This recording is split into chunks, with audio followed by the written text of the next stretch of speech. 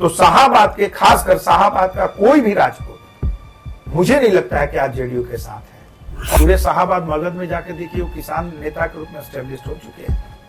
आने वाले समय में सुधाकर भाई बता देंगे, क्योंकि मैं उधर का ही हूं, वो बता देंगे कि उनका उस क्षेत्र में क्या पकड़ है। तो लोगों को तो इस बार पता चल जाएगा, चाहे 24 का हो चाहे 25 का चुनाव हो, जगता बाबू हो, उनके बेटे हो, उनके साथ क्या हुआ। तो आपको लगता है कि शाहाबाद की जनता, खासकर राजपूत, हमको नहीं लगता है कि माफ करेंगे। नमस्कार, भारत लाइव देख रहे हैं आप। बिहार में 2 सीटों का उपचुनाव खत्म हुआ और तीसरे सीट का उपचुनाव अब होने वाला है। लेकिन बिहार में जो राजनीतिक परिस्थिति बदल रही है, गठबंधन में लोग बदल रहे हैं, ऐसे में बिहार के एक राजनेता जो लगातार लंबे समय से बिहार के अलग अलग हिस्सों में घूम रहे हैं, लेकिन उनकी राजनीतिक स्थिति क्या है यह भी पता नहीं चल पा रही है। और उनके खास हैं कन्हैया सिंह, शिक्षाविद हैं, आप जानते ही होंगे, और पूर्व केंद्रीय मंत्री और पूर्व जनता दल यूनाइटेड के राष्ट्रीय अध्यक्ष आरसीपी सिंह के टीम में शामिल हैं। आरसीपी सिंह दल बनाने वाले हैं, चर्चा चल रही है। भाजपा को आप लोग समर्थन कर रहे हैं क्या इस उपचुनाव में? पहले तो सन्नी, आपको मैं शुभकामना देता हूं, और सबसे बड़ी खुशी की बात है कि एक शिष्य जब गुरु का इंटरव्यू लेता है ना, तो इससे बड़ी खुशी कुछ नहीं हो सकता है। और इसी तरह आप आगे बढ़ते रहिए। पहले तो मैं ये बता दूं सन्नी जी कि फिलहाल पार्टी बनाने की दिशा में हम लोग नहीं है, एकदम क्लियर मैं कहता हूं। रामचंद्र बाबू का क्लियर एजेंडा है कि हर जिला में जाके मैं जनसंपर्क करूं, और जनसंपर्क के माध्यम से वो कार्यकर्ताओं से ये फीडबैक ले रहे हैं कि रामचंद्र बाबू को क्या करनी चाहिए। देखिए, ये डेमोक्रेटिक सिस्टम है, आप पार्टी अपने मन से नहीं बना सकते हैं। लोग से पूछिए, जनता से पूछिए कि वो क्या चाहते हैं।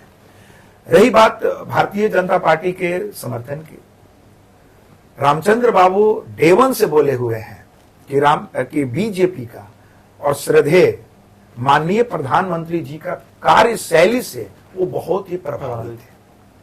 और जो भी हो सकता है, चाहे वो चुनावी रणनीति हो या जिस तरह की कार्य उनको सौंपी जाएगी दायित्व, उसको वे पूरा करेंगे। अप्रत्यक्ष रूप से तो सहयोग कर ही रहे होंगे ना चुनाव में अभी? प्रत्यक्ष अप्रत्यक्ष रूप से नहीं।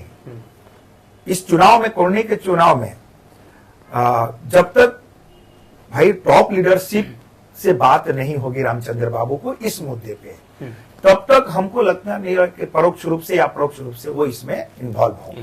वो बहुत ही अनुशासित व्यक्ति है। जब तक उन्हें दायित्व नहीं दिया जाता है, तब तक वो कार्य में नहीं लगते। आपको क्या लगता है कि बिहार में जहां चुनाव हो रहे हैं, फॉरवर्डों का जो झुकाव है वो सभी पार्टियों की तरफ से मुंह भंग होता हुआ नजर आ रहा है, इसलिए कि उनका मानना है कि लोग ठग रहे हैं। चाहे सांसद की बात कर ले, विधायक की बात कर ले, आप जिस क्षेत्र से आते हैं उस क्षेत्र में राजपूत समाज की बहुलता है, लोग लगातार नाराज हो रहे हैं। देखिए, शाहाबाद के मैं ये क्लियर कर दूं, चूंकि शाहाबाद से हूं, शाहाबाद मेरा कर्म भूमि रहा है, मैं वहां से राजनीति करता हूं। शाहाबाद के राजपूत तो महागठबंधन से, खासकर माननीय मुख्यमंत्री जी से नाराज है। और क्यों नहीं नाराज है? चाहे एमएलसी की बात हो, चाहे राज्यसभा की बात हो, किसी राजपूत को पिछले आप कुछ दिनों में उठा के देखिए, क्या किसी राजपूत को मिला है?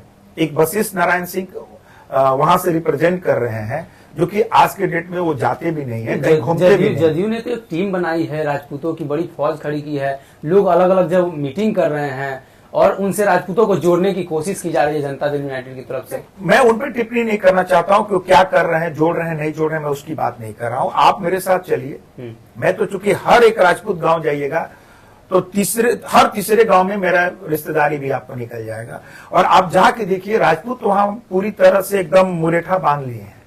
नीतीश कुमार को लग रहा है कि समाज अलग हो रहा है, इसलिए इन नेताओं को लगाया गया है। लेकिन इससे कोई प्रभाव नहीं पड़ेगा, कोई प्रभाव नहीं पड़ेगा। शाहाबाद के राजपूत देख रहे हैं कि कन्हैया सिंह जो शाहाबाद के राजपूत थे, उनके लिए उन्होंने सब चीज छोड़ के जनता दल यू में गए थे, और उनके साथ क्या हुआ। माननीय मुख्यमंत्री जी के कहने पे मैंने इस पार्टी को ज्वाइन किया था, और मुझे क्या उसमें इज्जत मिली लोग सब जानते हैं। तो शाहाबाद के, खासकर शाहाबाद का कोई भी राजपूत मुझे नहीं लगता है कि आज जेडीयू के साथ है। और आप चूंकि महागठबंधन में राजद है, राजद में भी आप देख लीजिए जगदानंद सिंह जो बहुत पुराने विश्वासी, और मैं तो माननीय लालू जी के साथ में रह चुका हूं, उस समय क्या जगदानंद सिंह का क्या कद था और क्या उन दोनों के बीच प्रेम था, और आज देखिए जगता बाबू हो, उनके बेटे हो, उनके साथ क्या हुआ। तो आपको लगता है कि शाहाबाद की जनता, खासकर राजपूत, हमको नहीं लगता है कि माफ करेंगे। जगदानंद सिंह की बात आपने छेड़ दी तो एक चर्चा ले लेते हैं। सुधाकर सिंह को मंत्रिमंडल से हटाया गया, अभी तक उसका कंपनसेशन हुआ नहीं है, कौन उनके जगह पर आएगा, क्या राजपूत समाज को मौका मिलेगा या वो भी सीट किसी दूसरे को दे दी जाएगी? एक बात जान लीजिए, जो भी व्यक्ति इस सरकार के विरुद्ध बोलेगा ना, उसको प्रताड़ित किया जाएगा। विरोध बोलेगा या कमियां निकालेगा? कमियां निकालेगा, उसको प्रताड़ित किया जाएगा, चाहे मैं ही क्यों नहीं हूं। मेरे साथ भी हुआ, सुधाकर भाई के साथ भी हुआ। लेकिन एक बात जानिए, आज पूरे शाहाबाद मगध में जाके देखिए, वो किसान नेता के रूप में एस्टेब्लिश हो चुके हैं। आने वाले समय में सुधाकर भाई बता देंगे, क्योंकि मैं उधर का ही हूं, वो बता देंगे कि उनका उस क्षेत्र में क्या पकड़ है। मैं तो जा रहा हूं ना, मैं तो जा रहा हूं, खासकर कैमूर में आप जाके देखिए, तो इन लोगों को तो इस बार पता चल जाएगा, चाहे 24 का हो चाहे 25 का चुनाव हो, इस बार बहुत मुश्किल होने वाला है। 24-25 में आप भी तैयारी में लगे हुए हैं क्या? देखिए मैदान में उतरना है सनी, चुनावी में जाएंगे नहीं जाएंगे, सदन जाएंगे या नहीं जाएंगे, अभी मुझे मजा आ रहा है लोगों से मिलना जुलना। चूंकि पिछले 26 साल से मैं पढ़ा रहा हूं, और आप जब सन्नी बहुत लंबे समय तक पत्रकारिता में रहिएगा, जैसे एक दिन बाबा से बात हो रही थी कि लंबे समय से वो पत्रकारिता में है, आपके चैनल के जो हेड हैं, जब वो बनारस गए थे तो लोग कैसे 80% लोग पहचान रहे थे। आज 26 साल से जब मैं पढ़ाया हूं ना, हर गांव में मैं जब जाता हूं तो मुझे अपने आप पे गर्व होता है कि रियल में मैंने पढ़ाया हूं। हर गांव में मेरा 2-4 विद्यार्थी मिल जाता है, पैर छूने वाला मिल जाता है। तो ये जो मुझे एक मिला है, ये जो वरदान मिला है, जो मैं कर्म से कमाया हूं, यह मुझे लगता है किसी भी विधायक, एमपी और मंत्री से बहुत बड़ी चीज है। वीडियो पसंद आई और वह बिहार के राजनीति और बिहारियत से सरोकार रखेनी तो सब्सक्राइब बटन दबा के चैनल के सब्सक्राइब कर ली। ओजे एगो घंटी बा, ओकरा बटन दबा देला से कुल सटीक और मारक खबर रुआ मुफ्त में मिल जाई। अगर रुआ पत्रकारिता के हमनी के नया प्रयोग में सहयोग कर चाहतानी तो ज्वाइन बटन दबा दी। पेटीएम नंबर नोट कर ली 9386816700। धन्यवाद।